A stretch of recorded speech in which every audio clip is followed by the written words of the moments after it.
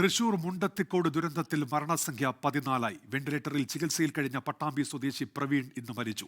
9 പേരുടെ മൃതദേഹം ഇതുവരെ തിരിച്ചറിഞ്ഞു. അപകടസ്ഥലത്ത് നിന്ന് കണ്ടെത്തിയ ശരീരഭാഗങ്ങളുടെ DNA പരിശോധന തുടരുകയാണ്. 4 പേരെ കാണാനില്ലെന്ന് ബന്ധുക്കളുടെ പരാതി കിട്ടിയതായി ജില്ലാ കളക്ടർ ശിഖ സുരേന്ദ്രൻ അറിയിച്ചു. നാടിനെ നടുക്കിയ മുണ്ടത്തിക്കോട് ദുരന്തത്തിൽ മരണസംഖ്യ ഉയരുകയാണ്. 9 പേരുടെ മൃതദേഹങ്ങളാണ് ഇതുവരെ തിരിച്ചറിഞ്ഞത്. മൃതദേഹങ്ങൾ പോസ്റ്റ്മോർട്ടത്തിനു ശേഷം ബന്ധുക്കൾക്ക് കൈമാറി. അപകടത്തിൽ പരുക്കേറ്റ് വെന്റിലേറ്ററിൽ കഴിഞ്ഞ പാലക്കാട് പട്ടാമ്പി സ്വദേശി പ്രവീൺ ഉച്ചയോടെയാണ് മരിച്ചത്. ദുരന്ത പ്രദേശത്ത് നിന്ന് കണ്ടെത്തിയ 32ഓളം ശരീരഭാഗങ്ങളിൽ നിന്ന് DNA സാമ്പിളുകൾ ശേഖരിച്ചു. ഇതിനായി രാജീവ് ഗാന്ധി ബയോടെക്നോളജിയിലെ 7 അംഗ സംഘം തൃശൂർ മെഡിക്കൽ കോളേജിൽ എത്തിയിരുന്നു.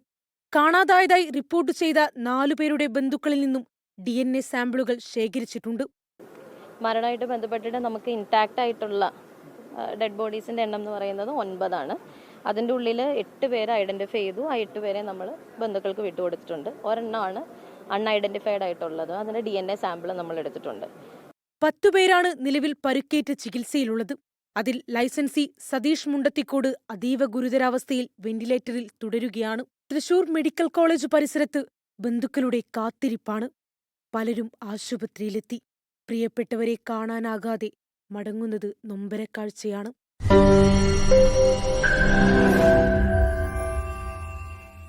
ലോകത്തെവിടെയായാലും ഏത് സമയത്തും 24 വാർത്തകളും ഓഗ്മെന്റഡ് റിയാലിറ്റി പാക്കേജുകളും എക്സ്പ്ലെയിനറുകളും വിശദമായി കാണാൻ ഞങ്ങളുടെ യൂട്യൂബ് ചാനൽ നിങ്ങൾക്ക് സബ്സ്ക്രൈബ് ചെയ്യാം.